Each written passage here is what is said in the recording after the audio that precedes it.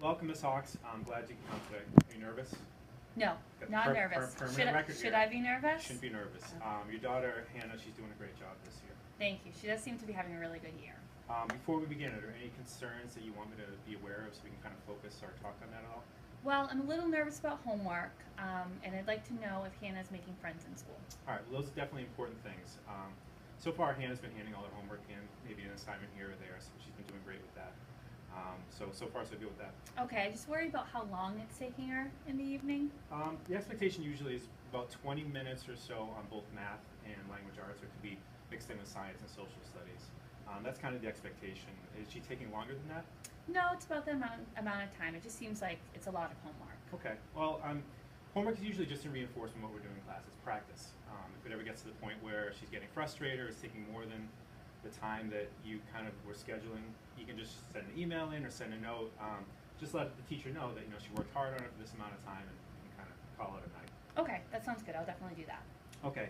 Now, you were concerned that she might not be having friends, things like that, but I can assure you from what I see in class, she's very social at recess, and she has some good buddies at lunch, and she's making some connections in the classroom. Okay, good. She just never seems to ask for play dates, though. Well, it could be a lot of things. It could be the homework, it could be kids are so busy with outside of school things. I mean, I don't get much information on notes in terms of kids being together, but that could be something you could set up on the weekends. But in terms of how she's working with kids in the class, I think she's doing great. Okay, that's good. I just want to make sure she's getting along with everyone. She absolutely does. She's very social at times. Does that mean that she's a little chatty? Not a little bit from time to time, but I mean, remember they're 8 and 9 years old, so if she does, she settles down with a quick reminder. She can get back to task. And if we look at the progress report, we can see that there's social, emotional goals that we're working on. And if I have something checked off, that doesn't mean that she's having difficulty with that. It's just a goal moving forward for her for the rest of the year. Just something to focus on. Okay. Okay, so I see here that she needs to do a little work with reading. Yeah, I'm working on her with fluency. She seems to comprehend well, but sometimes there's a link between fluency and comprehension. She makes a couple of errors when she's reading out loud, so we want to make sure that her errors aren't interfering with her comprehension. And we want her to be at certain benchmarks throughout the year, certain target numbers where we want them to be above. And she's a little bit lower right now, but only by 5 or 6 words per minute. So one thing I'm going to do with her is to do some running records and some progress monitoring to make sure that she's making that effective progress. But even though she is a little bit below the target now, it's not really a concern to me because she's showing me that she understands what she's reading. Okay, so is there anything that we can do at home to help? Absolutely. We have some level books that she can read. Always read with her at home. Raz Kids is a great resource to go on. She can read it out loud. She can read to you. So there's a lot of things, any kind of reading out loud. It's just a practice. Okay, awesome. I think her little brother would love for her to read to her. Awesome. So I think that would be good. We do a lot of buddy reading as well. And even when they get into 4th grade, they do a lot of kindergarten buddies. That just improves her fluency. And we want to make sure that we also want to work with her on summarizing the text well, just a quick retelling to show that she understands what the story was all about. Okay, I think she can definitely do it. She loves to retell every single word of what she reads. And summarizing is a harder skill. It's one of those higher thinking skills. So we want to make sure she's identifying the important parts of the story and being able to tell it in sequence. So again, it can just be a quick retelling of what she read, and that'll also clue in that she's comprehending what she's reading. Okay, well that's something that I can definitely help her with at home as well. Okay, perfect. That would be terrific. If we're going to look at her writing skills, there's just a few goals I've checked off. The biggest thing is organization. And then once we have her writing organized and she drafts it, it's just revising and editing to clean things up in the end. She loves to tell stories, but she just needs to kind of be working on some different kinds of writing. We're doing expository writing, we're writing informational articles, and then we're doing some persuasive writing as well. So she loves to tell stories, but it's just working on those different writing genres as well. Okay. So she does like to complete her pre-writing organizers, but I'm insisting that she tries several kinds. A lot of kids like to make webs and brainstorm certain things, but we want to make sure it's organized as well. So we've been working a lot on that. So she will hopefully see the value in her pre-writing. So it will be easier, and she can plan it out, and she kind of has a plan of attack before she goes. Okay, I do hear her say at home that she doesn't like to do the organizers, and why do the teachers make her do the organizers, but I can see the benefit of it. Yeah, I hear that a lot. As the writing topics get harder, it's more important that they have the organization. So they have a plan in their head before she goes to it, and we give them organizers to start with, but eventually we want them to be independent with their organizers and being able to do that on their own. Okay, that sounds good. So let's move on to math. There's a couple of goals I have for her. So far we've done 2 math units, landmark and large numbers. We work with the base 10 system, and then we do a lot of addition and subtraction of large numbers.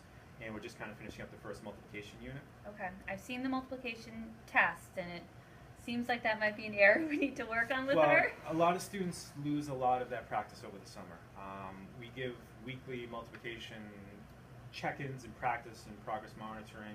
One good thing to always have them do is extra math as well. It's that fact fluency, because when we do more sophisticated math situations, problems, it's harder for them if they're still stuck in the basic facts. So any practice they can do at home with those facts will help her. Okay, so I'll continue to reinforce that and practice that with her at home. Definitely, because it's not a lot of time for that in school, so that's really on the student and on the parents at home to really get those facts down, because we're going into some more advanced things. Okay.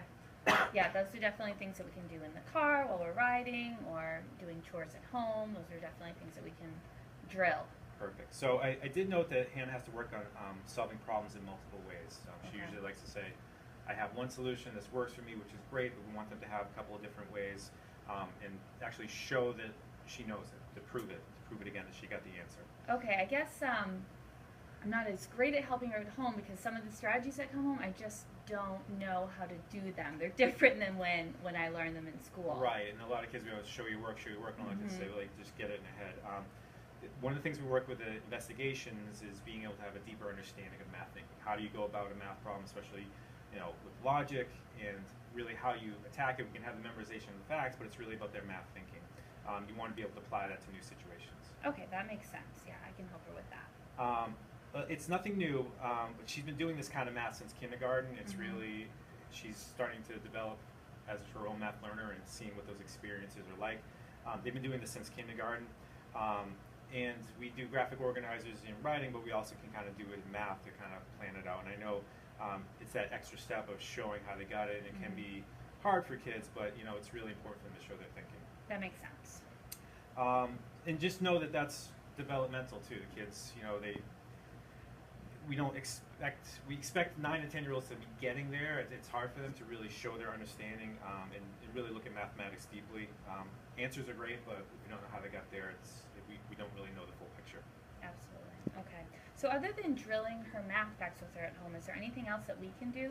Any experience you can have with math is great. You can do what you learned as math, any time you're doing cooking or doubling recipes, working with fractions, anything like that. Measuring at home, if you're buying something you need to measure for, have them help you out there. Because those everyday math situations will just go right into the classroom and they'll be able to use them in their everyday life. So any math practice, you may not think of it right away, but as you're doing the math, you think, oh, I should be sharing this with them. Okay. Is there anything else you wanted me to know? I see that our time is almost up. Well, biggest thing, definitely, I'm just enjoying working with your daughter and keeping me in contact with emails or notes about how the homework is going. I think that'll definitely help me if I have to just plan accordingly for her, but she seems to be managing it very well, and so just keeping that open line of communication will definitely get us on the same page. Awesome, thank you. And I really enjoy your monthly newsletters on the webpage. I found those very, very helpful to kind of keep that communication open at home as well. Great, I'm glad that you read them. Give Hannah my best. I think she's doing a great job. We always think that we want to tell her that all the time, but it's great to have their parents go home and say they got a good report from the teacher. Awesome. Well, thank you. I will tell her that. And You we'll bet. see you soon. All right. Thanks.